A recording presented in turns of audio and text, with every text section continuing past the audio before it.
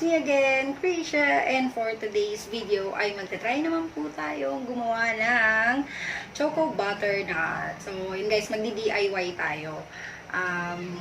Alam ko, favorite nyo din yun, kaya try natin kung kaya natin gawin din sa bahay lang, ng tayo lang. So, for that, kung bago ka lang po sa aking channel, please subscribe to my channel. And syempre, don't forget to click the bell button para updated ka rin po sa susunod kong video.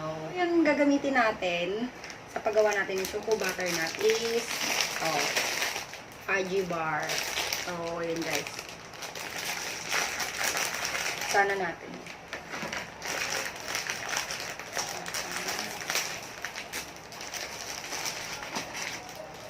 Sa isang pack, 10 pieces yung laman. So, yun, syempre.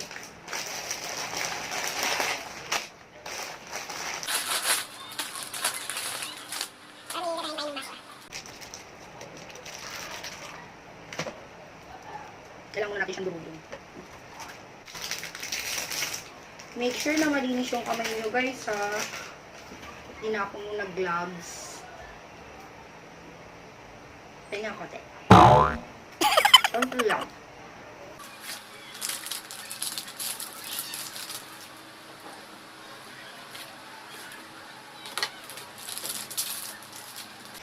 Pag dumadaan ako sa Dunkin Donut or sa Mr. Donut, pero mas favorite ko yung Dunkin. Talagang ito yung lagi kong binibili. Mapa Munchkins man yan or yung malaki nila.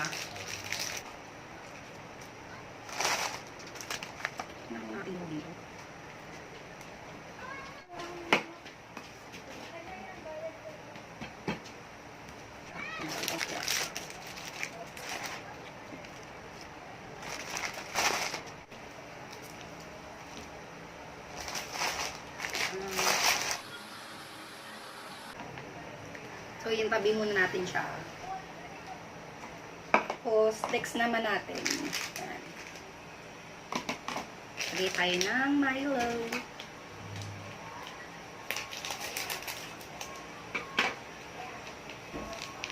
Manis kong pumapak nito. Dati bumibili pa ako sa tindahan ng Milo. Tapos, lalagyan ko lang siya ng asukal. Tapos yun, siya lalagyan ng tubig. So, yan. Lagyan natin siya ng evap.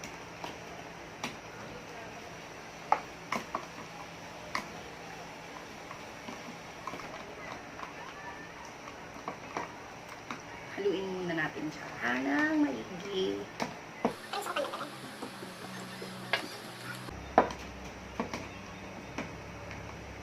Guys, pwede rin pala kayong gumamit ng ng cocoa. Tapos lagyan niyo na lang ng asukal kasi 'di ba iba yung ng cocoa. Kaya tama ba?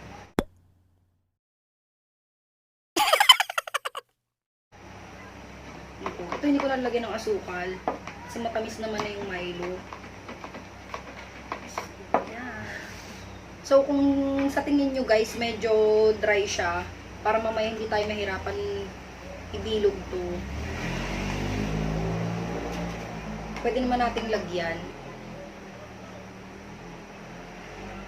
para medyo hindi siya ganun ka-dry. Tama ba yung ginagawa ko?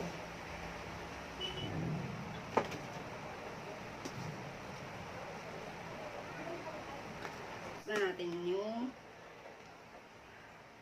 bibilugin natin later. So, ang gagawin naman natin yung kulay orange.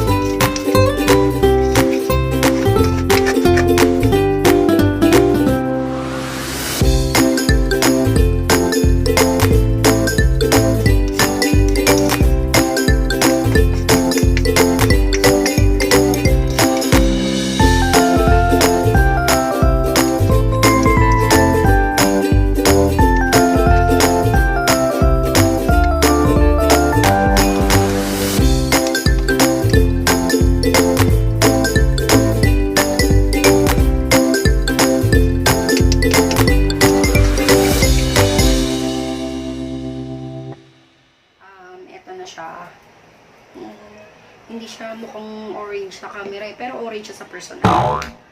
So, yun guys. Start na tayo mag-bilog. Gawin kong lang.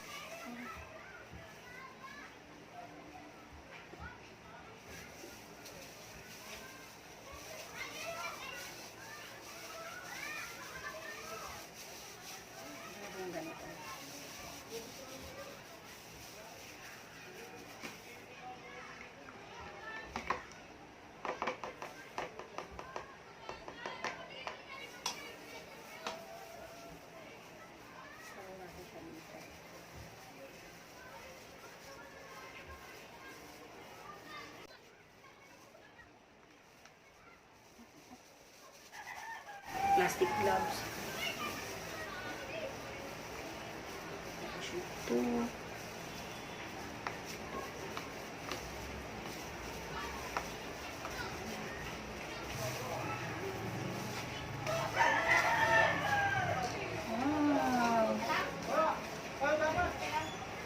Kain yun. Orange yung talagang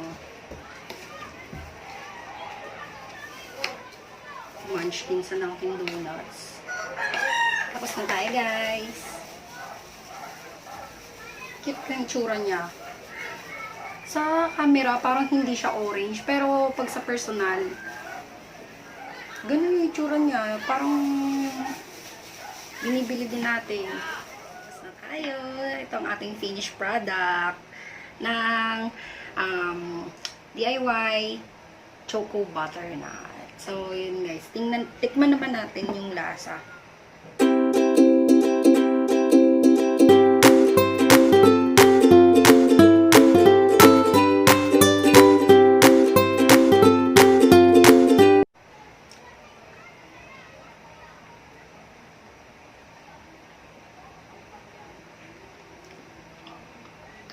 Ang mahal kasi ng Choco Butternut ngayon, di ba? Tapos, yun guys.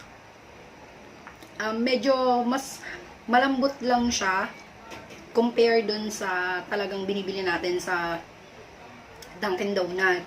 Siguro dahil din kasi fudgy bar yung ginamit natin. Tsaka diba meron na din talagang parang chocolate sa loob ng fudgy bar. Kaya siguro ganun, kaya lambot. Kaya ganun siguro yung lambot niya. Hindi naman tong ilagay na lang muna natin siguro sa ref para hindi ganun ka lambot. So yun guys, pero dun sa lasa, pwede na tayong gumawa sa bahay. So, yun, happy naman ako sa result.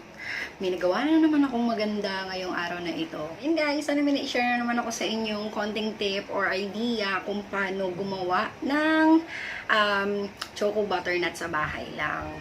So, ayun guys, sana nag-enjoy kayo sa panonood ng aking video and thank you so much.